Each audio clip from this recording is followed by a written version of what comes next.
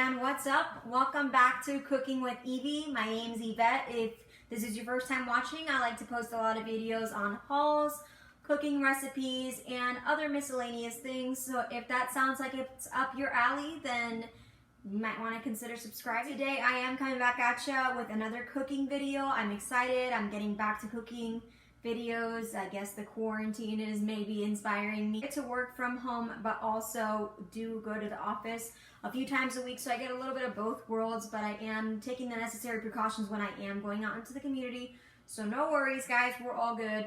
Anywho, today I am going to be making some banana bread. I am very excited, although it seems like everyone and their mamas is making banana bread, so this may not come in handy, but it might.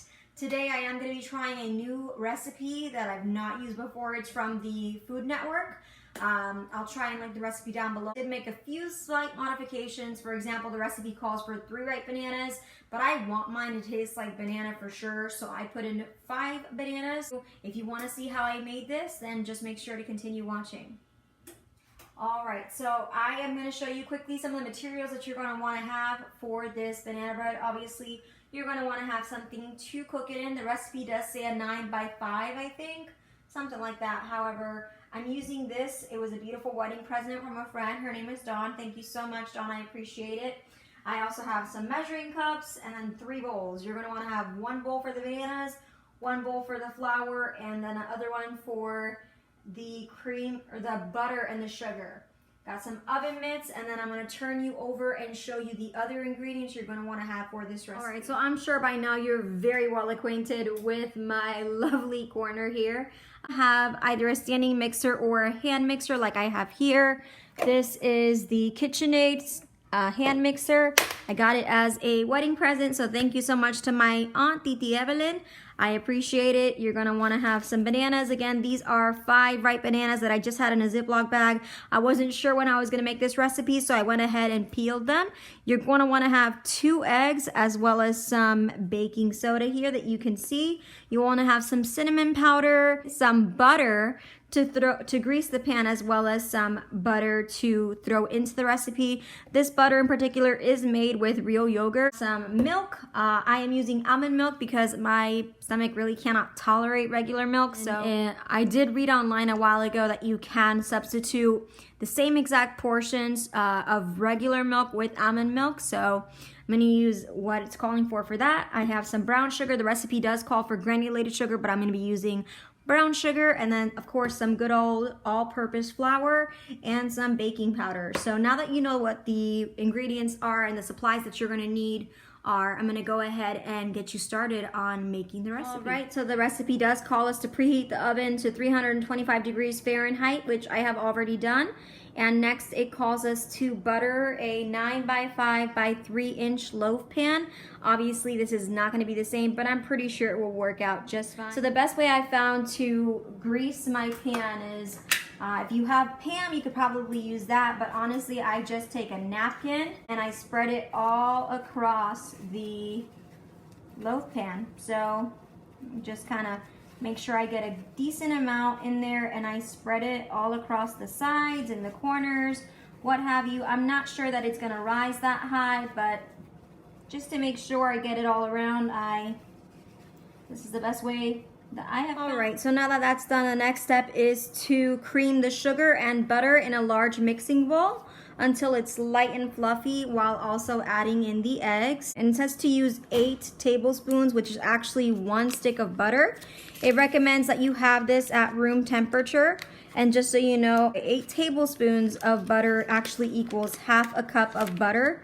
So beware, this Food Network one does call for quite a bit of butter. So it calls for us to put 1 cup of granulated sugar, but I'm gonna go ahead and substitute that with some good old brown sugar, and I'm just using this 1/4 cup to put in the brown sugar because the 1 cup does not fit in the container. And I'll just pack it on using the bottom of this measuring cup to pat everything down.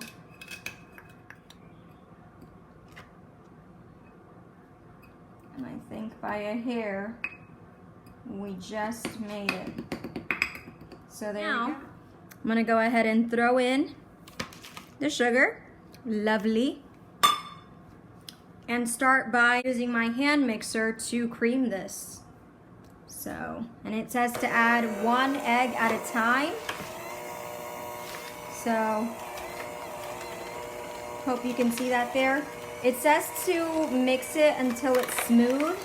So I'm just going to kind of stir around, and I'm sorry about the angle here. I'm trying to make it so that you can see. But anywho, it says to do it until it's light and creamy. I'm gonna go ahead and add 1 egg.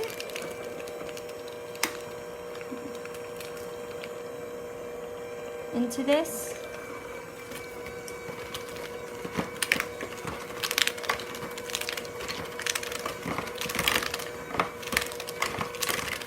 Says to make sure the egg is beaten, and I would say that pretty much it's beaten, so I'm gonna add the other one in.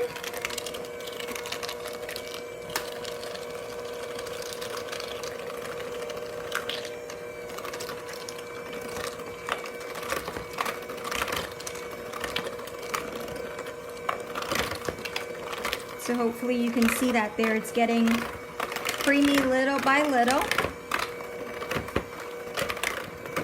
I'm gonna speed it up just a touch.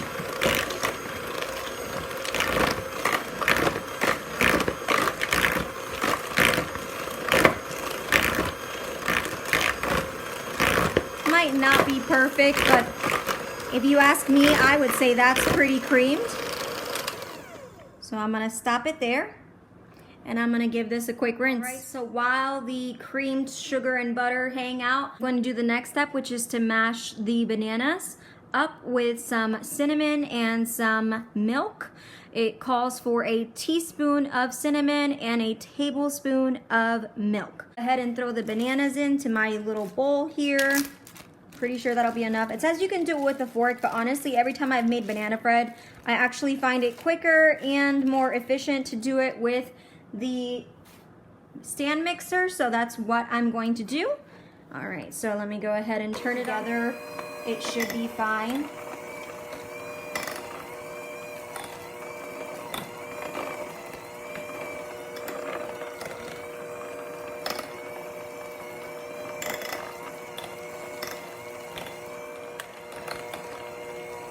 And so you see how much quicker that is than using a fork. It gets it nice and mashed very quickly, very easily. I'm gonna go ahead and just give it a little bit more. I'm gonna stop it real quick and go ahead and add the milk. Oh goodness, I'm gonna go ahead and just leave it like that. There we go. And I like to be a little bit rebellious, so I'm just gonna put in about another tablespoon of milk. I think that'll make some fun in the party. And then I will go ahead and add the teaspoon of the cinnamon. I just pop the top off. I'm using the Badia brand, and it's ground cinnamon that you want to use, so just stick it right in. Here it goes. Oh, I love cinnamon. It's so delicious. This is going to be very nice. And carefully just incorporate that in there. And I hope you can see there what's going on. There's still some banana that's not quite mashed up, but that's all right. We're gonna mash it up now. It smells delicious, by the way, just so you know. It smells absolutely divine. Okay, so the recipe does call us to, in another bowl, mix together the flour, baking powder, baking soda, and it calls for salt, but because I did use salted butter, I am gonna go ahead and omit the salt. However, if you're following the recipe, you wanna put in 1 teaspoon of salt. So we're gonna go ahead and mix together 2 cups of all-purpose flour that I have here. This is the King Arthur flour. It's unbleached all-purpose flour. So we'll go ahead and grab 1 cup here. 1 cup of the flour, and then now let's get our 2nd cup. All right, so there's 2 teaspoons of baking powder, or baking soda rather, evened out there. Sorry about missing footage here. And that is about 1 teaspoon. Wow, y'all, we got a hot mess on our hands here. It does call for us to also use 1 teaspoon of baking powder. This is brand new baking powder, as you all can see here. And I am gonna grab 1 teaspoon of that. Boop. And there we go. Go ahead and mix this all up and get this counter clean. We can make a mess here, but anywho, I'm gonna mix that all together. Just make sure everything is nice and well incorporated.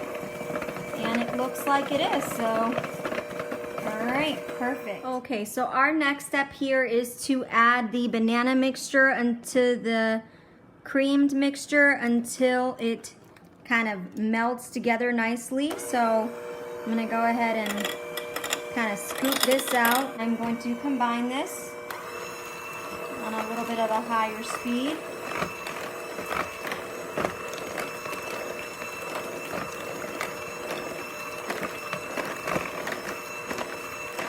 And I would say that is getting pretty well incorporated.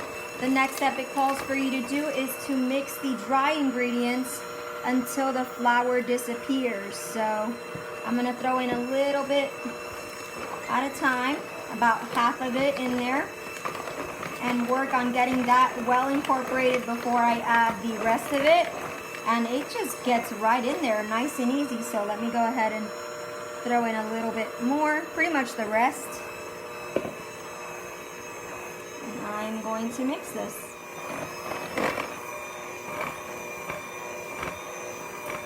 Awesome, so it's getting there, y'all. Look at that.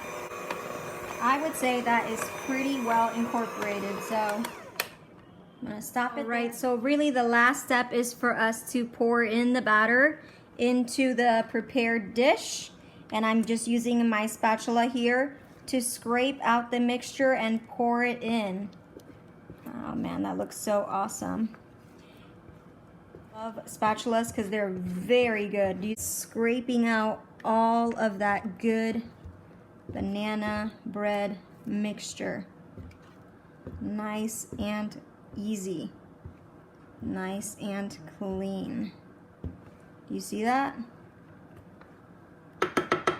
Scrape the sides and get out as much of the batter as we can. Go ahead and try to flatten it out. And this looks pretty nice, y'all.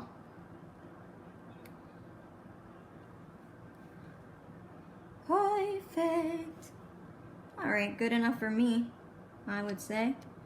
And it's nice and flat. So the last step is for us to throw it in the oven. So I am gonna go ahead and throw it into my preheated oven.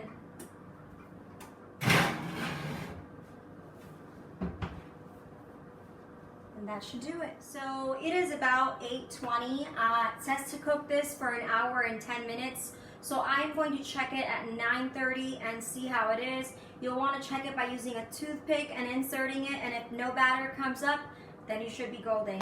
And then after that, you let it rest for 15 minutes and it's done. So I'll check back in with you guys at about 9:30. I'm going to take it out now.